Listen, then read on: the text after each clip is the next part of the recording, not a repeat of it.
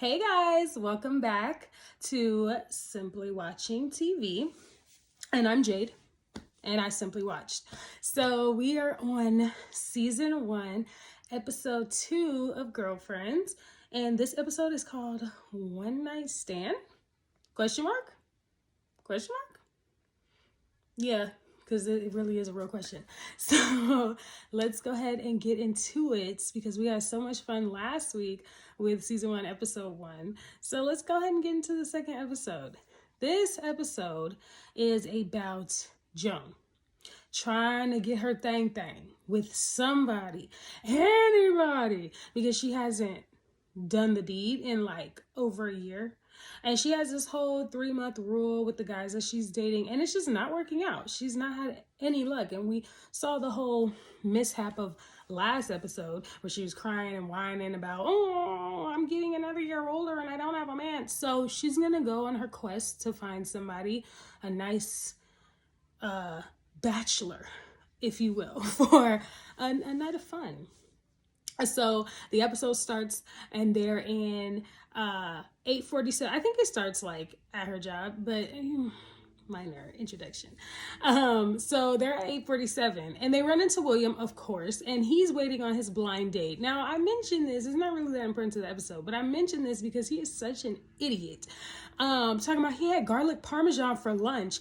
Can I breathe on you? What? No, you cannot breathe on me. Maya is saying what everybody else is thinking. You breathe on me, it's going to be your last breath. Because don't be breathing your garlic parmesan. Where is your gum? Where is your floss? Where is your scooter? Sorry.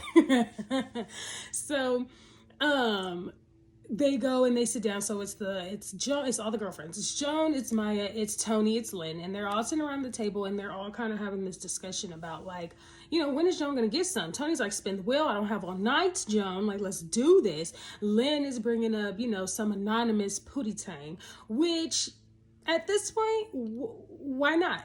And so Joan is like, no, oh my God, I am not sleeping with somebody that I don't even know. And it's like, what are your options, girl? What are your options? I think that's like Tony's whole stance. Like, what are your options? So Maya is like kind of on Joan's side. Maya is, again, for the introduction of her, Maya's married. So she kind of has this thing like, no, like that is so prostitute-ish. Like, And which I'm gonna say this again later in the review, but Maya, you got a lot of nerves. So she's like, no, absolutely not. You need to just find you a good guy that you already know and, just have fun with him. Which, I'm not necessarily against either.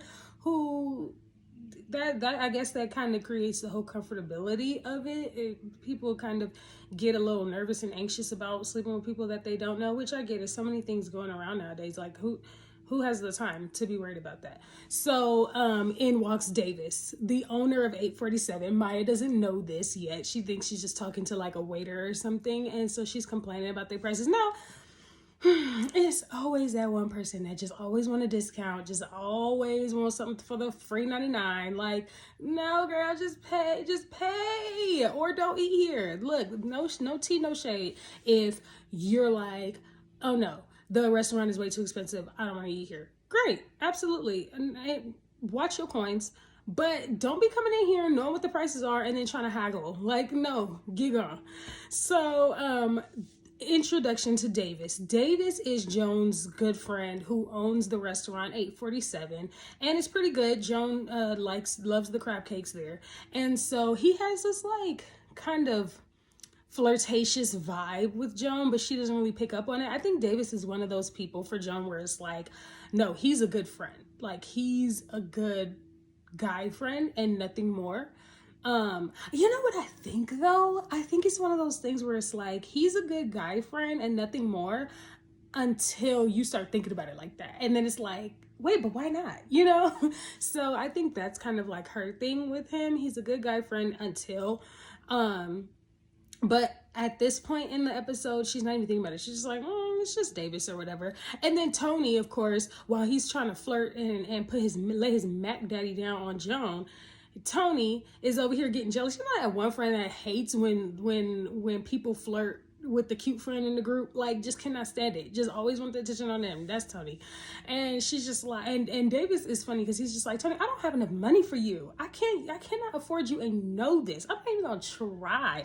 Lynn over here, I questioned him about them illegal aliens he got slaving away in his kitchen, and he's just like, I'm not even gonna dignify you with a response. So like, let's move on. So between Maya haggling over the prices, Lynn over here questioning him about some maybe not illegal aliens he got working in his kitchen, and Tony wanting the attention but not wanting the attention but wanting it. It's a lot going on. So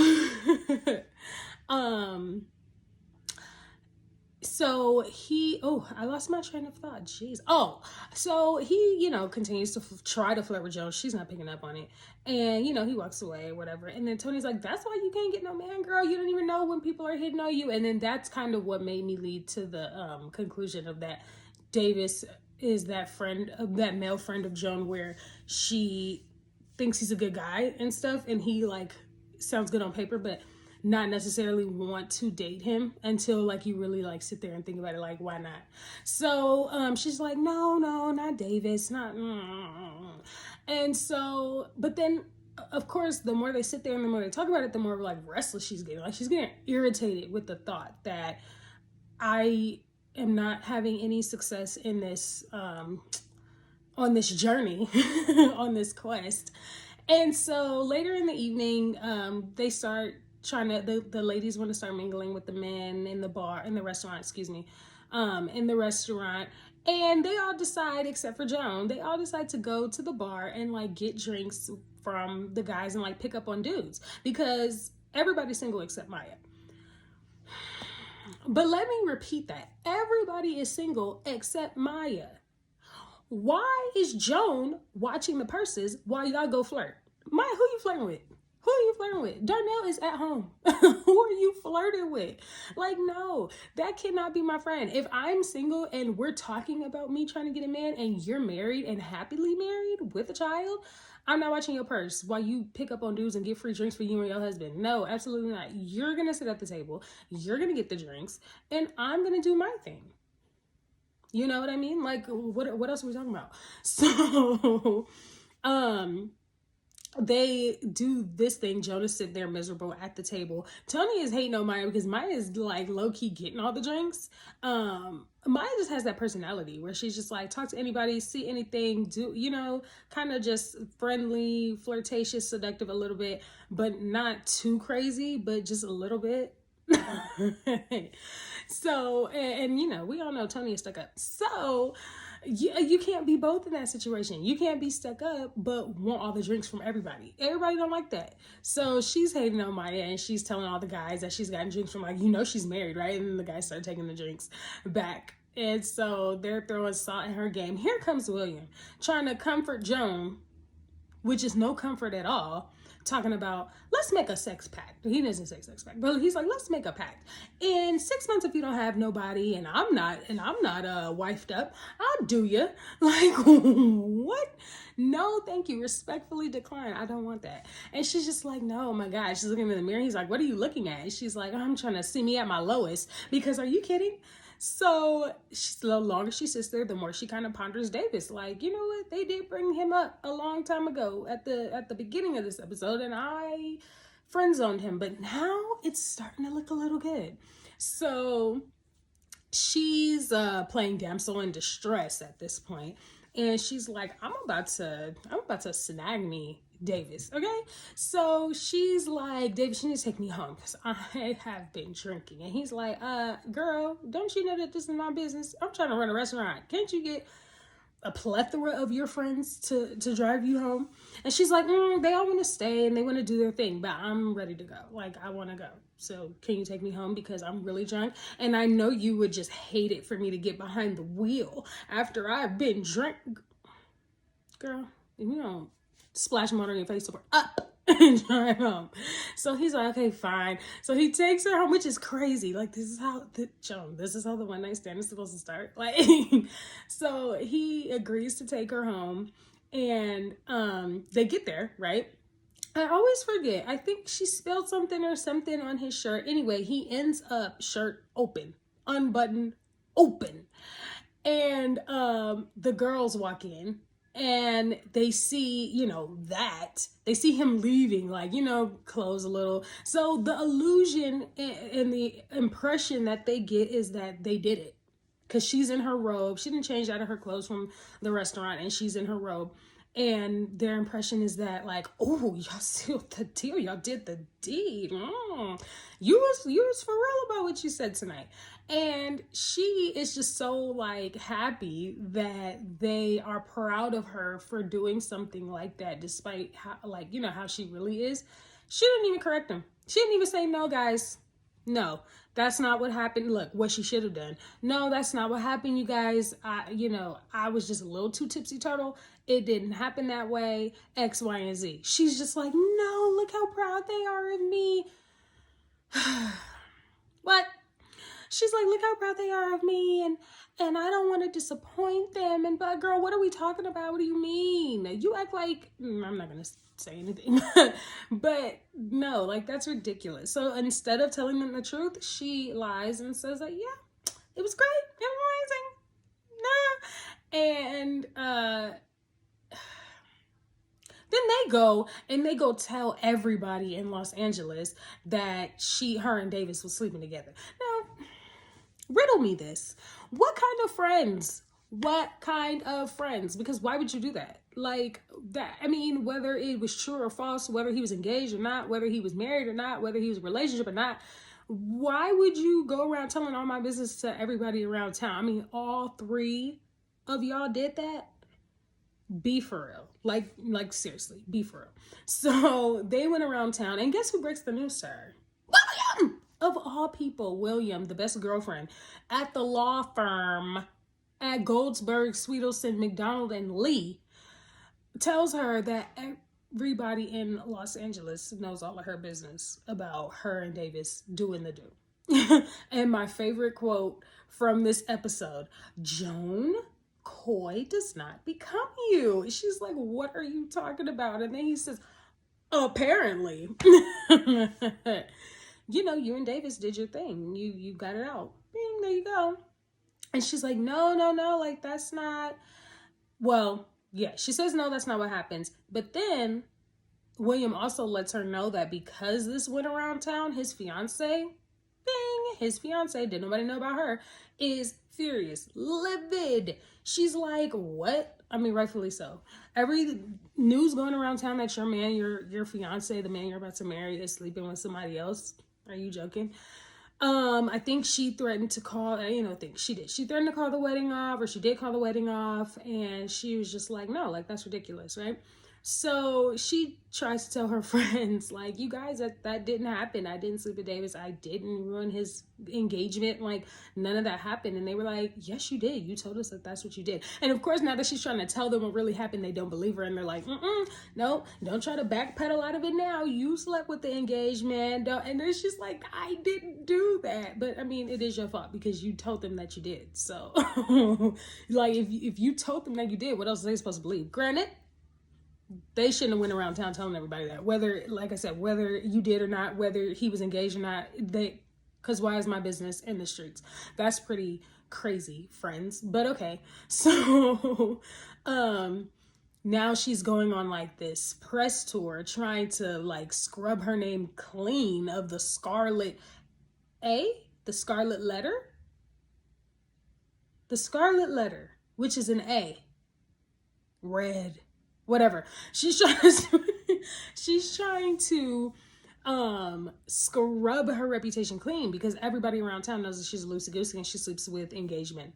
And her favorite kind of men are taken. So that's what the people think of her now. She goes to 847 and Davis is mad. He's like, no, get out of my restaurant. Like that, no, bye.